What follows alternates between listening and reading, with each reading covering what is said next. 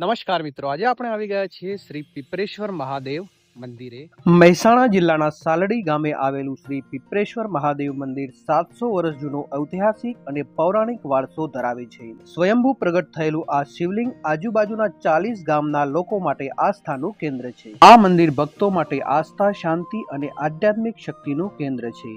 આજે આપણે આ મંદિરના ઇતિહાસ, મહિમા અને સુંદરતા નજીકથી જાણી લઈએ। મંદિરના ઇતિહાસની વાત કરીએ તો પેથાભાઈ પટેલને થયેલા સ્વપ્ન દર્શન પછી અહીં શિવલિંગ પ્રગટ થયું હતું। સંવત 1920માં પ્રથમ જીર્ણોદ્ધાર કરવામાં આવ્યો હતો અને પછી ગાયકવાડ રાજાએ મંદિરનો પુનઃ જીર્ણોદ્ધાર કરીને આસપાસ કોટ બંધાવ્યો હતો। સુરસીજીના 7મી પેઢીએ પેથાભાઈ પટેલ થયા। તેઓ ખેતી કરતા અને ગાયો રાખતા। તેમની પાસે એક ચમત્કારિક કામધેનુ જેવી ગાય હતી જે ખૂબ જ દૂધ આપતી હતી અને તેનું દૂધ ઝરી જતું।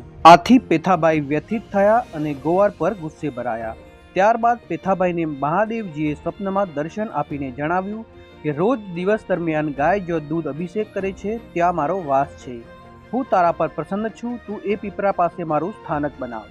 એ જ સ્થળ એટલે સાલડી ગામ, જે સાલડી ગામમાં વર્ષોથી સ્વયંભૂ પીપરેશ્વર મહાદેવના નામે જાણીતું છે અને લોકોની આસ્થાનું કેન્દ્ર છે। આજે એ જગ્યાએ ભવ્ય મંદિર બનાવવામાં આવ્યું છે। હાલ મંદિરનું વહીવટ સેવા મંડળ ટ્રસ્ટ સંભાળે છે અને શ્રાવણ મહિનામાં અહીં હજારો ભક્તો દર્શન માટે ઉમટી પડે છે। મંદિરની સામેની બાજુએ એક યજ્ઞશાળા આવેલી છે જ્યાં યજ્ઞ કરવામાં આવે છે અને પૂજન વિધિ પણ ત્યાં જ કરવામાં આવે છે અને મુખ્ય મંદિરની બાજુમાં બીજું એક શિવનું મંદિર આવેલું છે।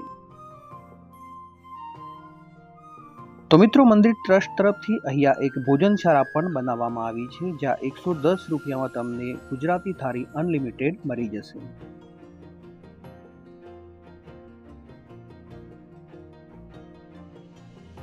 તો મિત્રો, વિડીયો પસંદ આવે તો વિડીયોને લાઇક અને ચેનલને સબસ્ક્રાઇબ કરવાનું ન ભૂલશો અને કોમેન્ટમાં હર હર મહાદેવ જરૂરથી લખશો।